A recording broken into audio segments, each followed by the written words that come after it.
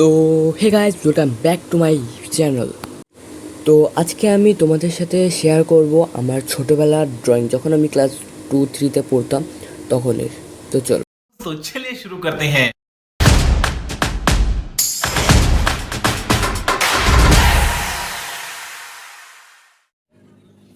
তো আমি আমার এই সব খাতাগুলো অনেক কষ্ট করে বের করেছি, কারণ আমি এই সব খাতা যেখানে মানে রেখেছি।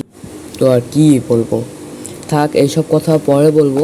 তো প্রথমেই এই খাতায় তোমরা দেখতে পাচ্ছ, প্রথমে আম ছিল, এটা পেঁপে, এই যে তারপরে বেগুন। আমি মূলত এই খাতায় আগে একটি স্যারের কাছে শিখতাম, তো তিনি এইসব প্রথমে শিখিয়েছিল।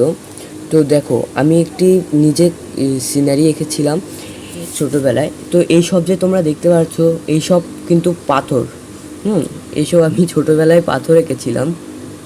তো এই যে আরেকটি আঁকছি আমি গরু, যে ঘাস খাচ্ছে, এখানে আমার নামও লেখা আছে। তারপর আমি আর্ট পেপারে ড্রয়িং করা শুরু করলাম। এই যে এটা এঁকেছি আমি, আর একটা এঁকেছি বিউটিফুল একটা সিনারি এঁকেছি। তোমরা ছিঁড়ে গিয়েছে, তোমরা এটা ইগনোর দাও।